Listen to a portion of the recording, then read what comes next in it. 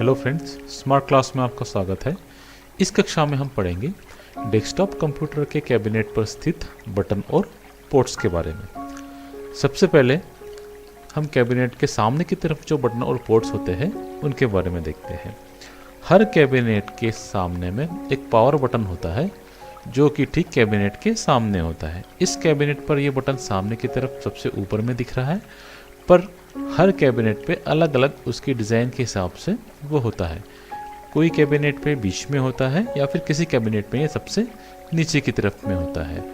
उसके बाद में हर कैबिनेट में एक ऑप्टिकल डिस्क ड्राइव होता है जो कि सीडी या फिर डीवीडी ड्राइव भी कहलाता है। इस सीडी और डीवीडी ड्राइव की मदद से हम सीडी द्वारा हमारी मनपसंद पिक्चरें, गाने और गेम भी खेल सकते हैं।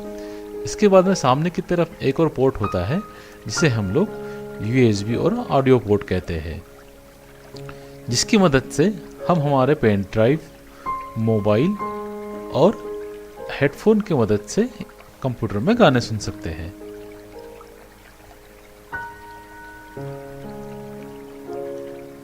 आइए अब हम बात करते हैं कंप्यूटर कैबिनेट के पीछे की तरफ के बटन और पोर्ट्स के बारे में। कैबिनेट में पीछे की तरफ सबसे ऊपर पावर सॉकेट होता है जो पावर केबल के मदद से इलेक्ट्रिक बोर्ड में लगाया जाता है, जिससे कंप्यूटर स्टार्ट होता है।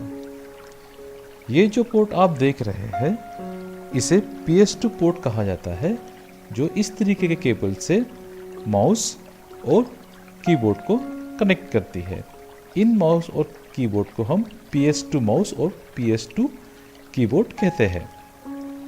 ये जो पोर्ट आप देख रहे हैं इसे VGA पोर्ट कहते हैं, जो VGA केबल की मदद से मॉनिटर को कंप्यूटर से जोड़ते हैं।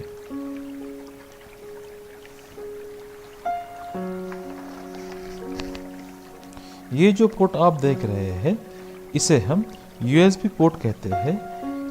ये USB पोर्ट USB केबल की मदद से उन सभी उपकरणों को कंप्यूटर से जोड़ते हैं जिनमें USB केबल लगी होती है, जैसे प्रिंटर, कीबोर्ड और माउस। ये जो पोर्ट आप देख रहे हैं इसे LAN पोर्ट कहते हैं, जो LAN केबल की मदद से इंटरनेट को हमारे कंप्यूटर से जोड़ता है। ये जो पोर्ट आप देख रहे हैं इसे ऑडियो पोर्ट कहते हैं, जो जैक पिन की मदद से स्पीकर को हमारे कंप्यूटर पे जोड़ता है। इस कक्षा में हमने पढ़ा कंप्यूटर कैबिनेट के बटन और पोर्ट के बारे में। इस कक्षा में इतना ही। धन्यवाद।